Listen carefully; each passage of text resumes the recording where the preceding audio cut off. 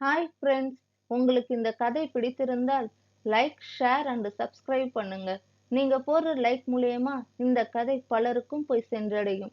வாங்க கதைக்குள்ள போகலாம். கல்லூரி படிப்பு முடியும் தருணம். வேலை தேடுவதா, மேற்படிப்புக்கு செல்வதா, காதலியை மணம் முடிப்பதா என்னும் முக்கோண சிக்கலில் மாட்டிக்கொண்டு தவித்தான் சுகன். எங்க வீட்ல எனக்கு மாப்பிள்ளை பார்க்கிறாங்க. உடன் படித்த மனம் விரும்பிய மகியின் கவலையான பேச்சு. பார்த்தா கட்டிக்க வேண்டியதுதானே? விரக்தியுடனான கோபத்தின் வேகத்தில் பேசினான் என்பதை விட பிதற்றினான்.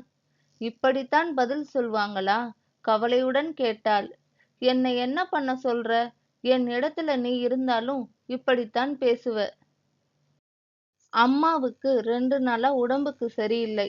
அப்பா தினமும் சம்பாதிக்கிறத குடிச்சிட்டு வீட்டு பக்கம் தலை காட்டுறதில்ல. மருந்து வாங்க கந்து வட்டிக்கு கடன் வாங்குற நிலைமை. இப்ப போய் எப்படி உன்னை கல்யாணம் பண்ணிக்க முடியும்? வேலை கிடைக்கணும். சம்பள பணம் மிச்சமாகணும். முதல்ல அம்மாவை வேலைக்கு போக சொல்லாம உடம்ப பாத்துக்க வைக்கணும்.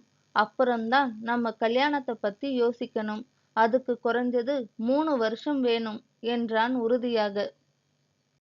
இப்படிப்பட்ட கசப்பான பதிலை அவனிடமிருந்து எதிர்பார்க்காத மகி கண்களில் பெருக்கெடுத்த கண்ணீரை துடைத்துக்கொண்டு டக்கென எழுந்தவள் சுகனிடம் செல்வதாக சொல்லாமலேயே ஒருவித டென்ஷனுடன் ஸ்கூட்டியை கிளப்பி வேகமாக ஓட்டினாள்.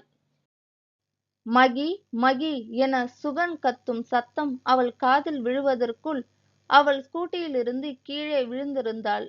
பார்த்ததும் பதறியபடி ஓடியவன் அவளின் மயக்க நிலை கண்டு அதிர்ச்சி அடைந்தான். உடனே கூட்டம் கூடிவிட்டது. ஆம்புலன்ஸ் வந்தது. மருத்துவமனைக்கு ஓடினான். மகியின் உறவினர்கள் சுகனை அவளை பார்க்க உள்ளே விட மறுத்துவிட்டனர்.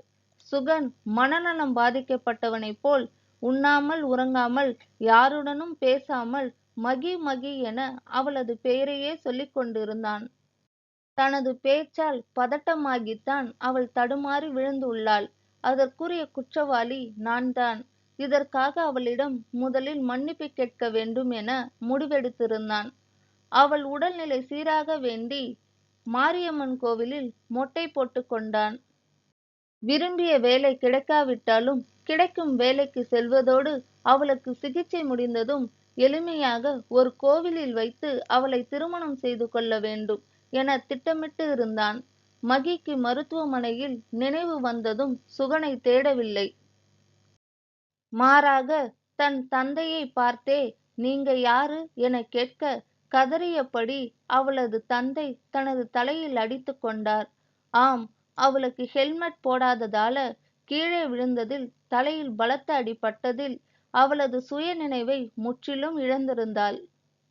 உடல் நலம் சீரானாலும் மனநலம் சீராகாத மகி ஒரு முறை கடை தெருவில் நேருக்கு நேராக அவனை பார்த்தபோது அடையாளம் தெரியாதது போல் கடந்து சென்றதால் தனது இதயம் சற்று நின்று இயங்கியதை உணர்ந்தான் சுகன்.